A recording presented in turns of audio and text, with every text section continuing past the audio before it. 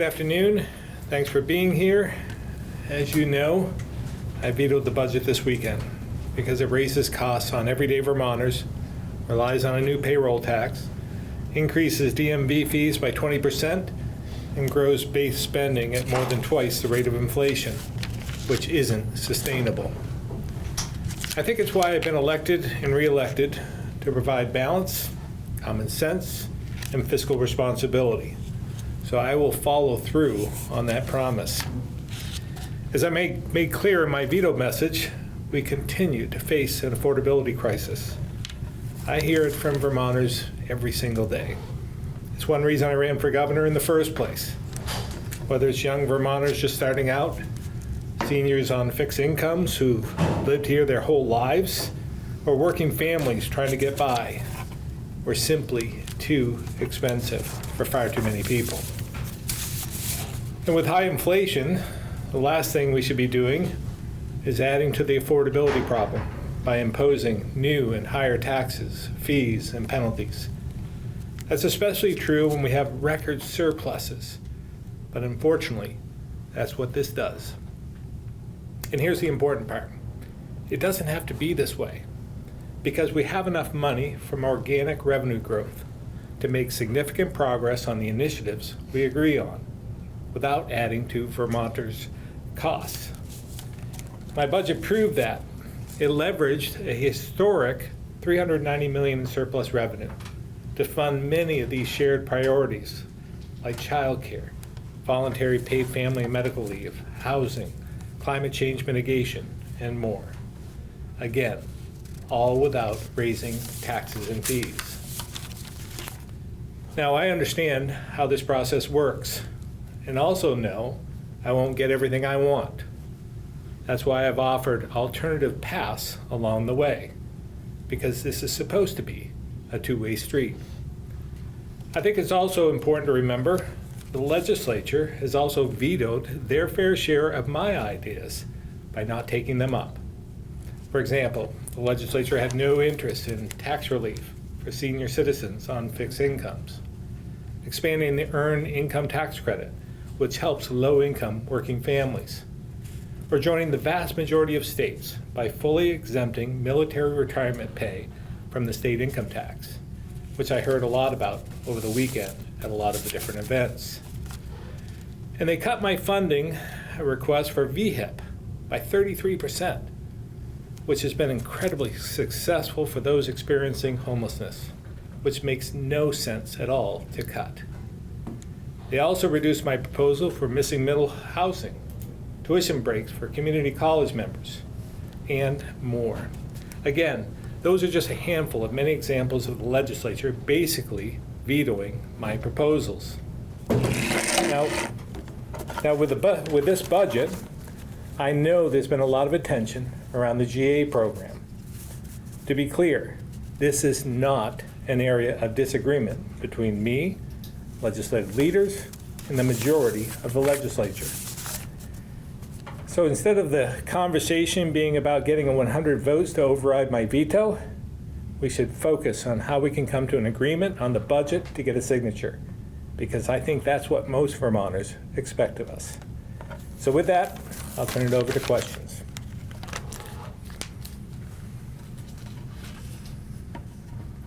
House Speaker.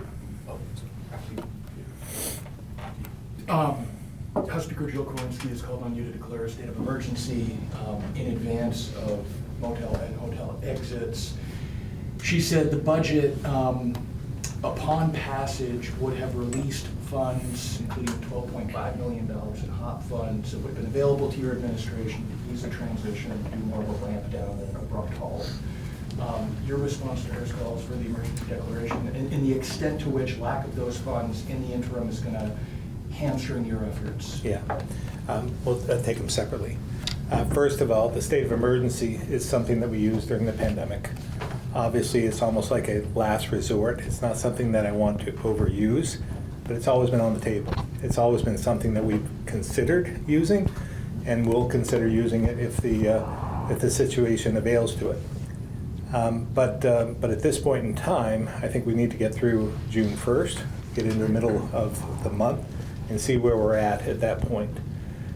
But it is on the table. It's one of the tools in the toolbox that we could use that would give broad authority to myself in doing all kinds of things to help with the housing crisis that we face. And we certainly have heard a lot over the last few years from leaders, myself included, that have talked about the housing crisis here in Vermont. And we've tried to hit that head on. We're a record amount of money being spent for housing, but we need it faster, and then we're implementing it. So that's the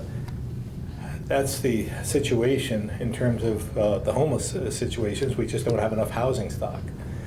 So that's on the table. In terms of the money that's in the budget, the ARPA money, and it really is about a pass-through that they would just give authority to use the ARPA money. We believe there's another way forward to expedite that and to put that into play. So I disagree in some respects that it isn't at our disposal, but that's a conversation we can have. To clarify, what would you need to see in order to implement a state of emergency, to be able to expedite those funds? What would you want to see? We'll know it when we see it, because we don't actually know exactly what's going to happen on June 1. I've been very clear about that, honest about that.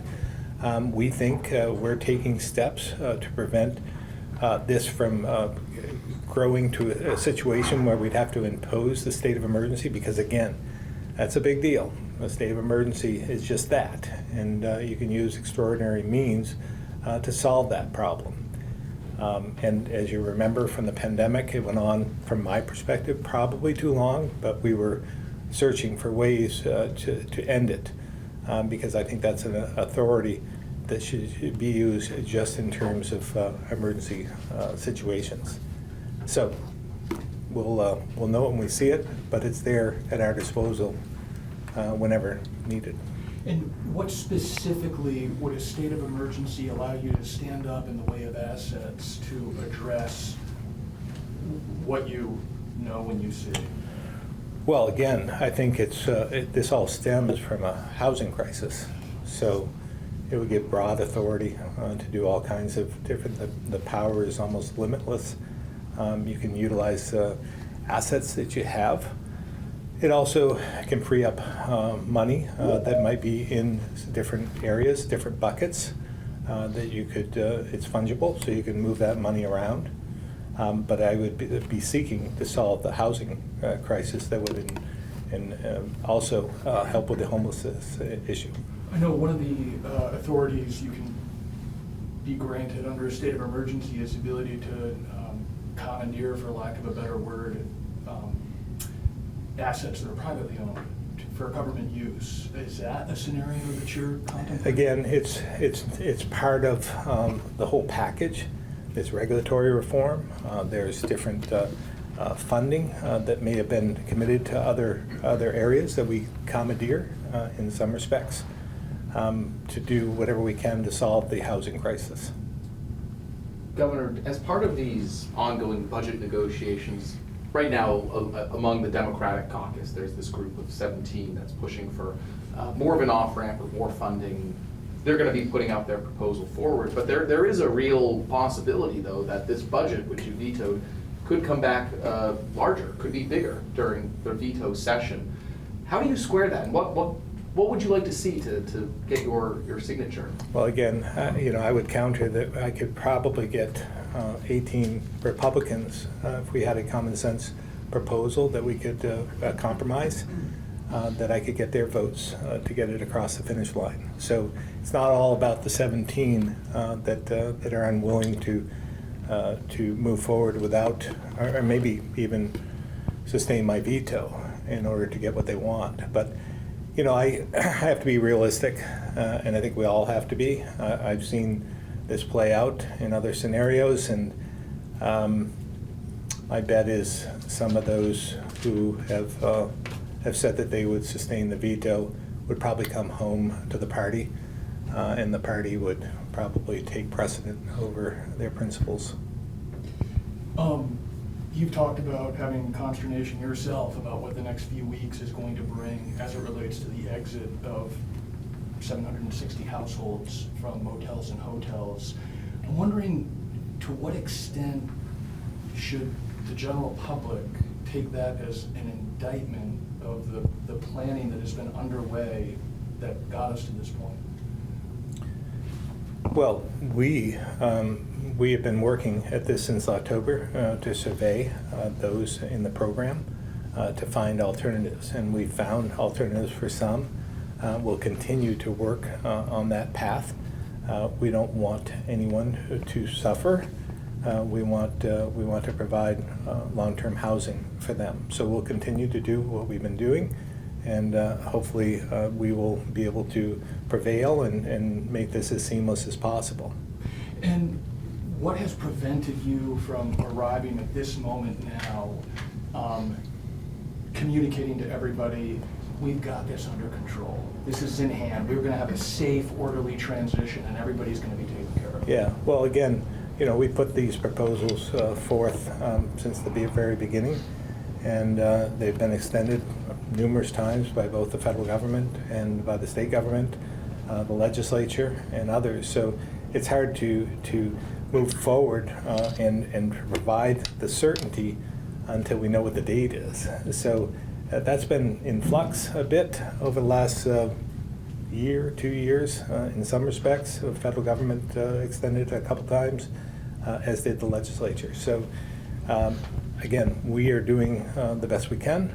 We think this is going to be seamless as possible, but I don't think people should be surprised to see that there are some who choose to maybe set up a tent somewhere in using other alternatives. So throughout the session, you've been very clear on not wanting to raise fees or taxes where, for example, childcare, for example, the DMV fees, where Democrats do not have as much of an issue doing that, saying it's more of a long-term investment. But with both sides so dug in on one not wanting to raise fees and taxes and the other not having a problem with doing that, I guess where does this middle ground come from when both sides just seemingly aren't budging at this point when it comes to that? Well, I'm providing the middle ground, I guess. And if I had played hardball from the beginning, maybe, and been more politically astute and maybe more politically driven, I would have come up with a different proposal for the budget so that we come to the middle where we actually presented the middle in our budget proposal. So I wanted to, again, I've tried to be straight with Vermonters, giving them the best path forward that I can see. And we put a budget that was sustainable, that invested in areas that we all agreed upon. And maybe that was, I wouldn't say it was naive, but I knew what I was getting myself into. But I thought it was important to meet them where they were and to provide a path forward. And they exceeded that, much more generous, and generous with the taxpayers' pocketbooks as well. And got us to where we are today. But it's not sustainable from my perspective. I've talked about the economic storm clouds that are on the horizon. I still believe that they're coming, and I don't believe that this budget will get us through. We won't be able to weather that economic storm when it comes with the budget that they propose. So they have the numbers, they have the power, they know it, and we'll see where we go when we get to the veto session. But I'm sure they have the numbers to override the veto. You mentioned those economic storm clouds that you've been talking about for months now. But just in a world where I'm sure you wouldn't like to see where your veto is overridden with this budget as constituted.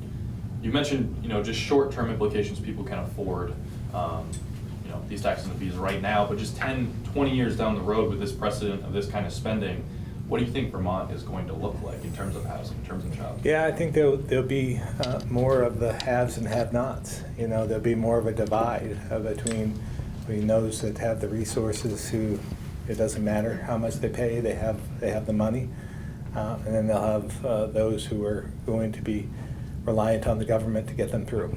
So there'll be that divide. We'll see the middle income Vermonters will become fewer and fewer, and that's what we're seeing. You mentioned the votes to override, but the budget didn't pass the House by a veto-proof majority. Are you concerned that we could be headed toward a situation where they don't have the votes by the time the fiscal year turns over?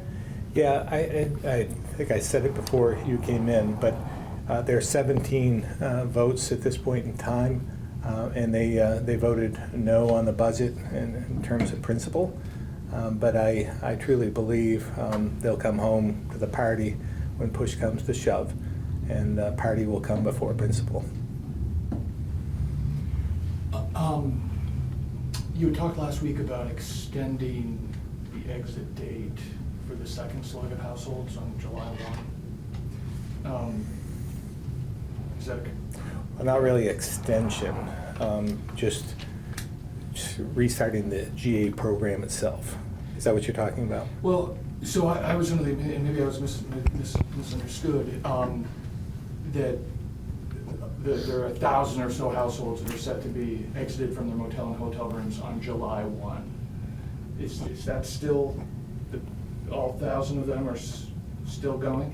Yes, but they will have at their disposal 28 days of the original GA program that they'll be able to utilize, 28 days worth. The entirety of that population will have those 28 days? Anybody who qualifies might want to have Secretary Samuelson describe that better than I can. So what we're doing is we're restarting the general assistance program on July 1. So for those who qualify, including those who have a disability and have SSI or SSDI, those who are pregnant in their third trimester, those who are 65 and older, and children and families with children will be restarting and eligible for their benefit. So it's 28 days. That means that there are some individuals who will not be eligible at that point and will exit on July 1, who would not normally be eligible for the GA program. If I'm in the second month of my third trimester and I take my 28 days on July 1, does that mean I would not have any housing for the third month of my third trimester? Let me get back to you on that one and how they work with that. The governor said that you all are looking at ways to draw down money that was not specifically earmarked in the budget. Can you talk with any more specificity Yeah, about? I don't think that would be under their department, but remember, this is federal money, it's ARPA money, and we believe there's a path forward, and I wouldn't want to get ahead of myself. I'd want to talk with the leadership in the legislature about that path forward. And that would be in response to what you're seeing on the ground in the coming days and weeks? Yes. Governor, on a separate note, one of the bills you vetoed this morning, S39, I think it is, lawmaker pay. When you were reading over that bill, we've known this conversation has been coming, you've talked about it before. What was going through your mind as you were reading that bill?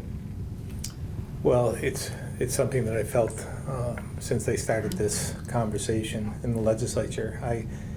If we're really trying to get more people to run for the legislature, I think it's a time commitment. And I've felt this way for the last 20 years. In fact, Senator Mazza and myself testified on this very issue when I was in the Senate to Government Ops and offered the solution that I've offered today, a contract amount for a set amount of time, 90 days. Everyone I speak to about running for office is always asking, not about the pay, it's not about the health benefits that they passed. It's about how much time, what do I tell my employer? How long is it going to be? How long is the session? They don't understand all of that. And when I say that it's open-ended, and they say, well, how long can it take? And I said, well, until the budget passes. And in my experience, I've been in there since into the mid-June. So it's hard for some to commit to that because of their families, because of their work, their employer. They need to be able to tell them how long they're going to be there And can they make this work? With a 90-day session, they could, I think, a lot more candidates would step up because they would know when that end date is. And there'd be a contract amount, and they could increase their pay that way. I mean, you talk not infrequently about the legislative branch overstepping in terms of telling you how to do your job, right? Separate and equal branches. I mean, does it really make sense for the executive to be telling the legislature how it ought to be running its business? Well, I think we all have an obligation, if we really want more balance in the state, which I think I would like to see more balance. Maybe they don't. When you're in power, maybe that's not your mission. But my mission is to provide more alternatives, more different perspectives, and having more people at the table running for office. I think it's healthy for democracy. And this approach that they're taking, I think, has ramifications far beyond the candidates who are running. But this is setting themselves up for longer sessions. Probably, I think there are some who feel that we're destined for a year-round session, a full-time legislature, which Vermont does not need. So I would like to do all I can to prevent that from happening. Am I hearing you, reading through the lines, that you think that bill would lead to less diversity in the legislature? Well, I think you'd have, I mean, the people stay a long time. I think this would just allow them to stay longer. I do believe that we need more diversity, more balance, different perspectives. I think that's what really makes a successful legislative session, when you don't have one party in power completely. A supermajority, I don't think, gives you the best results. So, yeah, I'd like to see more people stepping up to run. So a bill you did sign, I believe it was yesterday, S-138, having to deal with school safety, whether it's making mandatory locking exterior doors, options-based response drills. I guess, what are some parts of that bill that, I don't know if excite you is the right word, but make you, I guess, feel more confident that people or students will be safer at school and parents can kind of trust the school systems more sending their kids every day? Well, it certainly was a step in the right direction. Many of the events we've seen over the last few years led us to this legislation, working with the legislature. This is an example of success in the legislature when we worked together. We had our whole team working on this from the very start, and had legislators from both parties working on this to try and have a common mission of protecting our kids. And I think that the result was just that. And I do believe this, and we'll continue to make tweaks along the way as we see necessary to make it even safer. But I think this goes a long ways towards that. Do you think there's sufficient resources in schools to carry out all these measures? I think we spend a lot for education, so I think there are resources available. In terms of, I guess, educators and teachers, just sheer numbers, do you think they'll be able to carry out everything that's in this? Well, again, we are facing a labor workforce shortage as well. It's in every single sector. Teachers are included in that, along with law enforcement and every other sector across the board. So it'll be challenging. There's a lot on the agenda for the veto session, gubernatorial veto override votes, as well as some things that just are spilling over that they didn't get done during the regular session. Do you foresee anything in particular falling off the plate and not getting done before their 3-day session's over? I think that would be up to them. I don't want to get involved in their legislative decisions. I have a question about healthcare reform. I don't know if Secretary Samuelson is still here. It looks like the Green Mountain Care Board pulled One Care Vermont's budget off their agenda today. I don't know when they're going to be voting on it, but just broadly heading into this vote, I mean, how has the administration been thinking about where One Care Vermont is right now in meeting its goals and how we're funding it? yeah, we're challenged in some respects, but we're moving forward. Secretary Samuelson. So as an independent board, we don't necessarily impact or influence the Green Mountain Care Board's decision about the ACO. We are in the process of working closely with Green Mountain Care Board, providers across Vermont and others to negotiate the next all-payer model agreement, which really will set the direction for where we go with the ACO and broader reforms going forward. What do you see those discussions looking like? I mean, the governor just said it's challenged, you know, and I think some have told Yeah. me that we're kind of at this inflection point here. Where do you see this going? Yeah. So the ACO has achieved some things, but it hasn't achieved all of the goals that we would have wanted to see happen in the state of Vermont. It's been a great mechanism to help us drive forward things like payment reform that really were the foundation during the pandemic at keeping our hospitals and other providers stable. It hasn't necessarily actualized the full transformation of the healthcare system that we would have hoped. And so I think that's a part of the evaluation is to really, and I think is to really appreciate and evaluate where the ACO is now. Prior to the pandemic, we put at the Agency of Human Services put out an evaluation of the ACO, and we continue to monitor progress towards that, and that influences or impacts our decision going forward. And I guess what have some of those stumbling blocks been, if you just had to maybe name a few? I mean, I know it's really complex and there's a lot of pieces to the puzzle here, but what has sort of hamstrung progress? What I want to say is that when we entered into the all-payer model agreement, we all knew that it was something new, that we were evaluating something that was different, a new model of paying healthcare providers, a new model of driving change. I think what we have right now is that inflection point for us to evaluate how successful it's been over the last more than 5 years now. We also had a pandemic in the middle of it, and I think that it's important for us to recognize that. I want to go to the phones, and then we can come back to the room. We'll start with Tim McQuiston, Vermont Business Magazine. Hi, Governor. I have a question about revenues and a follow-up. You had mentioned that we have organic growth and there would be enough surplus to cover the programs as you see them going forward. But as you well know, the personal income tax revenues have kind of cratered the last few months. Is that surplus still going to be there at this point?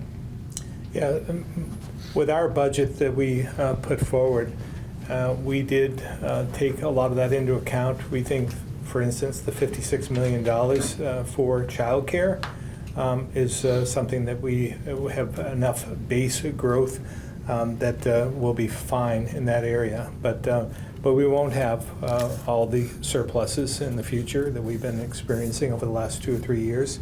That's because, as I've said before, the vast amount of money that has been coming from Washington and has really stimulated the economy and provides that maybe overstimulation that won't be there in the coming years. But if we do this right and we live within our means, we'll be able to weather any economic storm that comes our way.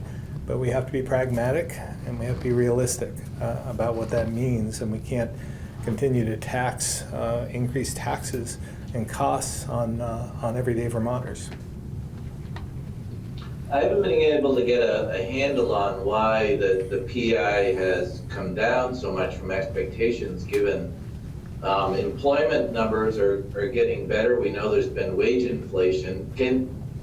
Has your office been able to figure that out yet, or are we going to have to wait to see how it all washes out? I think we're going to have to wait. I think it's too early to come to any conclusions on that, to see if it's sustaining or if it's continuing to drop.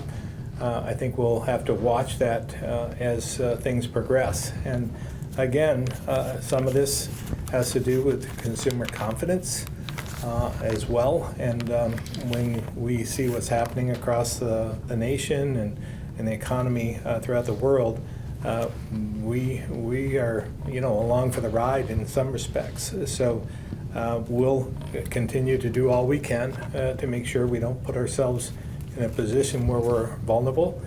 And if we have, if I'm wrong about this and we have surpluses the next year and the year after and the year after that, good, great. I don't mind admitting when I'm wrong, and we'll have those resources to be able to fund the initiatives that the legislature wants. But we should be measured in how we move forward so that we don't put ourselves at risk. Okay, thank you. Tom Davis, Compass Vermont. Thanks, Jason. No questions today, Governor. Thank you very much. Thank you. Chris Roy, Newport Daily Express. Good afternoon, Governor. Thank you. I have no questions today. Thank you, Chris. Back to the room. Governor, you signed the sheriff bill Yes. today. I know we've talked about that a lot, but could you, I don't know, say, any thoughts?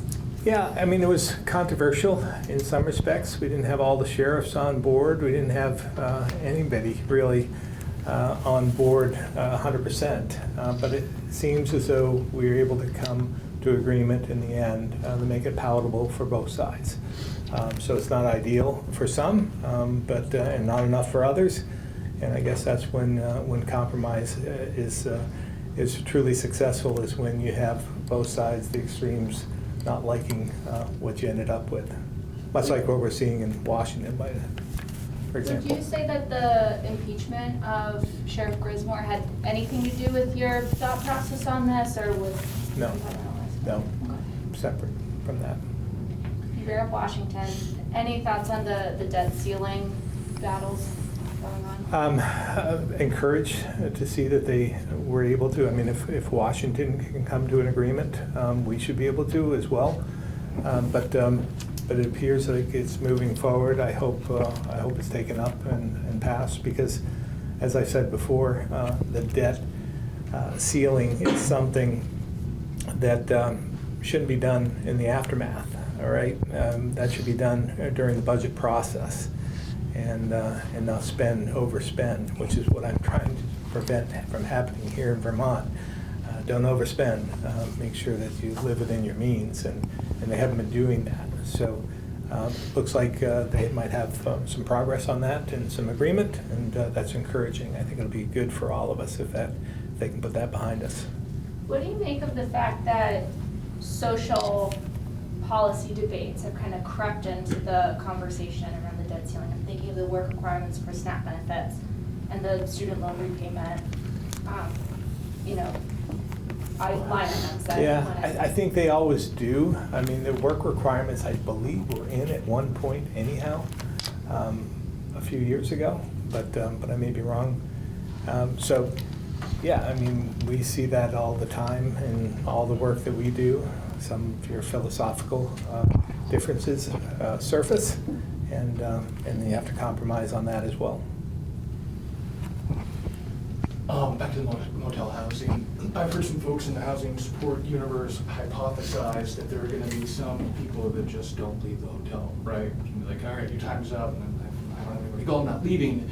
I mean, you're ultimately the client, right, with these motels? I would say and no. hotels.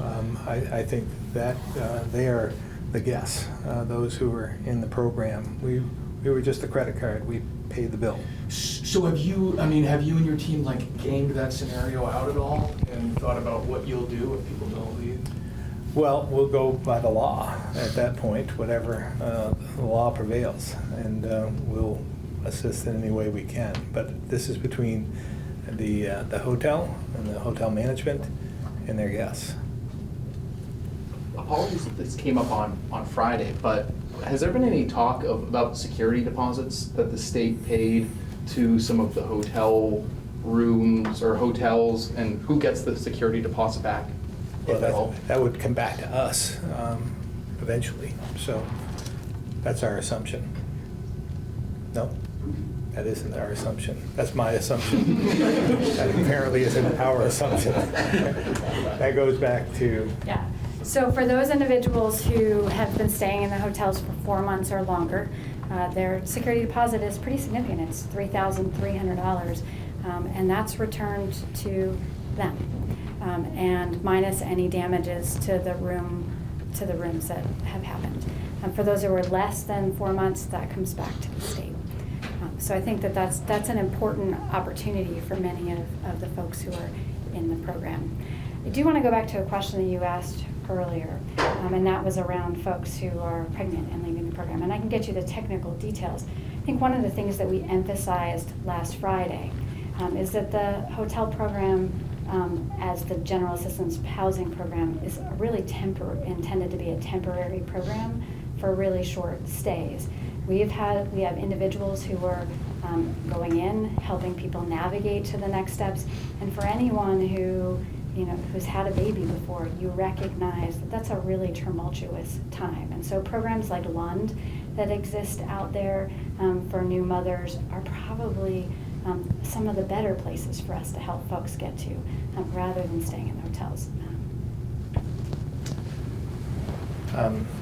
Again, the security deposit apparently wasn't something that I'd considered that we wouldn't be getting back, but this is good news for the guests there. They will be able to utilize that money for whatever purpose they might want to, maybe even negotiating with the hotel to provide a longer stay. I just one last follow-up. We've heard from some of our viewers that are asking for the security deposit back, but the hotels are saying, no, we have to give this to the state. I mean, what sort of outreach is the state doing to the hotels? Yeah, Say, hey, apparently I wasn't aware, so apparently it does go back to the guests, so they will be able to utilize it in any way they see fit, and this could provide them with a bit of a slope or ramp off from where they're at today. Is the state anticipating any, major influx in law enforcement calls, police, EMS, fire, other healthcare issues that might come with the offboarding, so to speak, of this program? I don't think we're anticipating any more than what they've been experiencing over the last couple of years. They have, especially in the Rutland area, I know at the Hilltop in Berlin, they have multiple calls a day with law enforcement. So I don't expect that they'll have any more than they've been experiencing, but everyone's always prepared.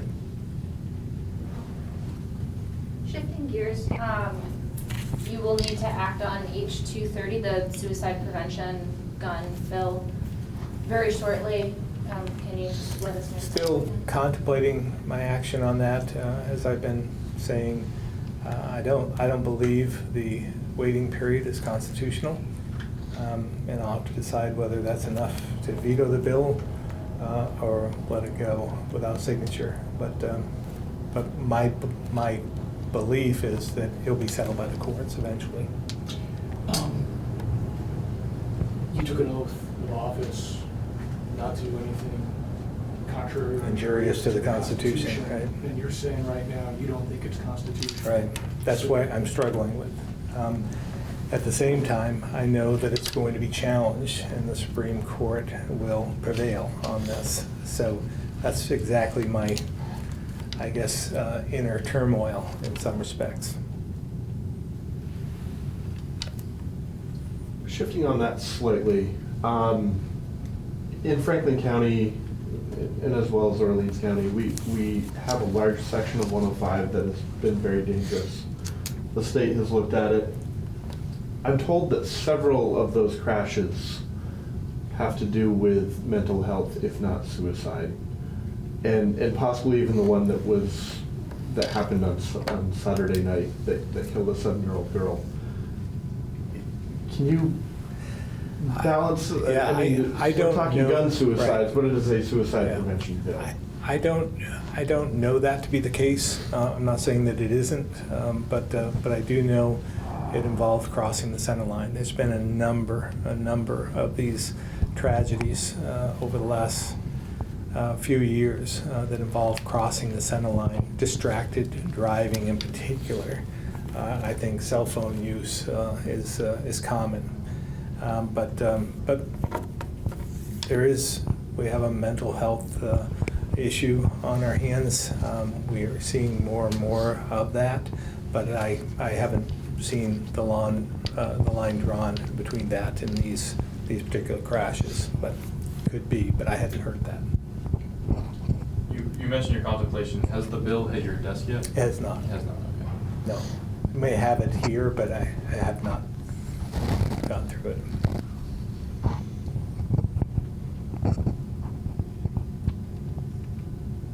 Thank you all.